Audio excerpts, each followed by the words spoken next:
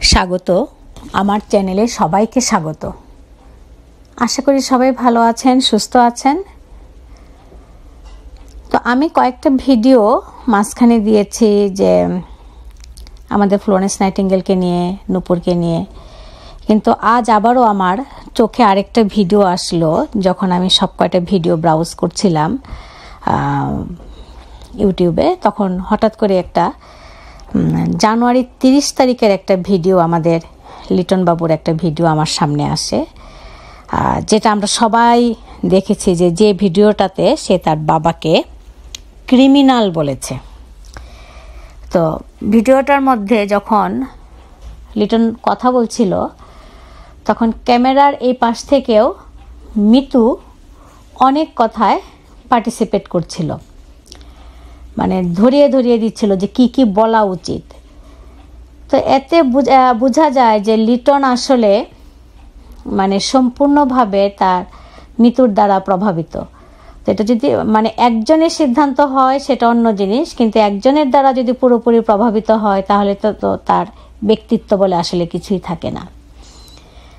তো আরেকটা প্রসঙ্গ, আরও কয়েকদিন আগে আরেকটা ভিডিও আসে, আমার মনে পড়ে, ভিডিওটা আসে না আমার চোখের সামনে, মনে পড়ে যে লিটন এক জায়গায় বলে যে তার শ্বশুর বাড়ির সাথে কোনো সম্পর্ক নাই।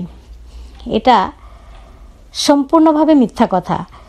বছর 3 মানে কোভিডের সময়ের যে ভিডিওগুলা, এই ভিডিওর মধ্যে কোনো এক সময় মানে নিলয়েরও হওয়ার আগে, আমার এখন আর সব কয়টা ভিডিও দেখা সম্ভব না, এখানে শত শত ভিডিও। তো যদি আপনারা কেউ চান আপনারা ব্রাউজ করে দেখতে পারেন ওই। এবং মিতুর প্রতি আমি দৃষ্টি আকর্ষণ করছি যে আমি সত্যি বলছি না মিথ্যা বলছি। মিতু কিন্তু এক জায়গায় বলেছিল যে তার ভাই সবসময় যাওয়া আসা করে তাকে দেখার জন্য, কিন্তু কখনো সে ভিডিওতে দেখায় না। এখন এটা কোন ভাই তার বাসায় যাওয়া আসা করতো, সেটা আলামিন না আয়মান, এটা কখনো নাম বলে নাই, কারণ তখন তো এই নামগুলো সে বলতো না। তারপর আরেকদিন আরেকটা ভিডিওতে বলল নূপুর যে তার মা তার কাছে যায়, গিয়ে তাকে চলে আসতে বলে তাদের বাড়িতে, লিখনের বাবা সহ, তাহলে তাদের কোনো অসুবিধা নাই। তার মানে এটা কি বলা যায় যে যোগাযোগ নাই, মানে মোটামুটি তো যাওয়া আসা ছিল। ভাই যদি আসতো সময় সময় যদি যাওয়া আসা করে, তাহলে আবার শ্বশুর বাড়ির সাথে সম্পর্ক কি করে না থাকে। হয়তোবা মিতু তার বাপের বাড়ি যেতে পারছিল না, কিন্তু সম্পর্ক কিন্তু ছিলই।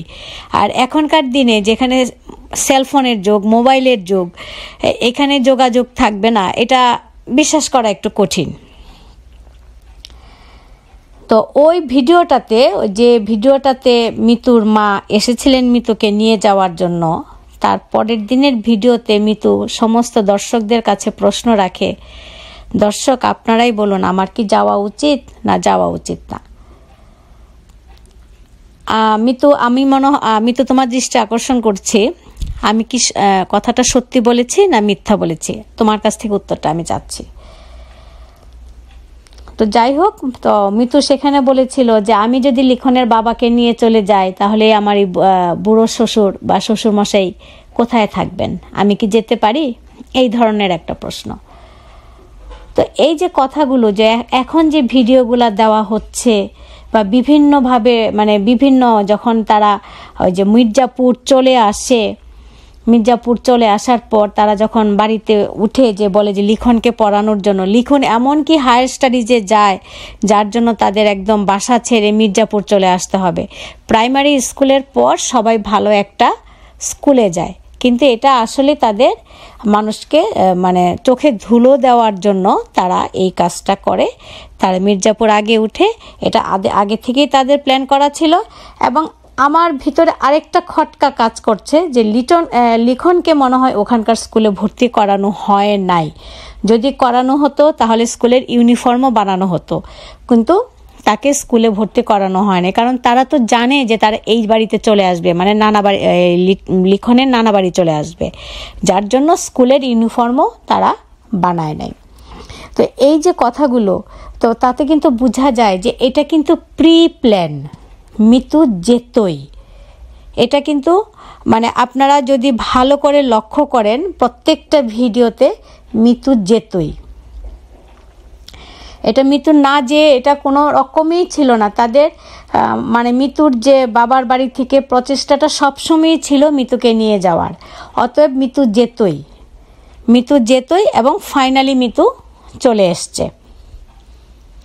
তাহলে শুধু কেন ওই যে রংপুরের যে ভদ্রমহিলা, সেই ভদ্রমহিলা হয়তো বা মুখরা, কিন্তু আসলে তো সে একটা আশ্রয়হীন মানুষ, এই মানুষটাকে কেন দোষারোপ করা হচ্ছে? তোমরা তো যাচ্ছ, তোমাদের কোনো পয়সার কোনো সমস্যা নাই, কোনো কিছু নাই, কিন্তু এই যে মানুষটা আশ্রয়ের জন্য এই বাড়িতে বিয়ে করে আসে, সে কিন্তু এখন আশ্রয়হীনই হলো আবার। এটা তো মানে নীতিগতভাবে কি কাজটা কি ঠিক হলো? তোমরা যে বীজটা বুনে রেখে আসছো সেই বীজটাই এখন মহিরুহ হয়েছে, হওয়ার পর এই রংপুরের মানুষটা বা যে রংপুরবাসী বা রংপুরের যে মহিলা, ওনাকে বাড়ি ছাড়তে হয়েছে। নূপুর তো মাত্র আসছে, তাই না? আর কয়েকদিন আগে আসছে, নূপুর আসছে মনে হয় নভেম্বর মাসে আসছে, পূজার পর নভেম্বর মাসে আসছে, মানে বিয়ের তার হাজবেন্ড মারা যাওয়ার 11 মাসের মধ্যে পরে আসছে। কিন্তু তোমাদের সাথে তো ঝগড়াঝাটি অনেক আগে থেকেই হচ্ছিল। নূপুর এসে আর নতুন কি করবে? শুরুটা তো তোমরাই করেছো, তাই না? তো যাই হোক, তোমরা যে যেতেই এটা আমি বললাম। আর তোমরা যেটা বলেছো যে তোমাদের লিটন যেটা বলেছে যে শ্বশুরবাড়ির সাথে কোনো যোগাযোগ ছিল না, এটাও মিথ্যা কথা। কারণ মিতুর ভাই যাওয়া আসা করতো এবং মিতুর মাও এসেছেন এবং পরের দিন এটা নিয়ে একটা ভিডিও তোমরা পাবলিশ করেছিলে। আমার ধারণা আমি সঠিক কথা বলছি। দর্শক, আপনারাও এই বিচার করবেন, আপনারা কমেন্ট করবেন, আমার কমেন্ট বক্স ওপেন। আজ এই পর্যন্তই। সুস্থ থাকুন, ভালো থাকুন। কথা হবে পরবর্তী আরেকটা ভিডিওতে। ধন্যবাদ, বিদায় আজকে।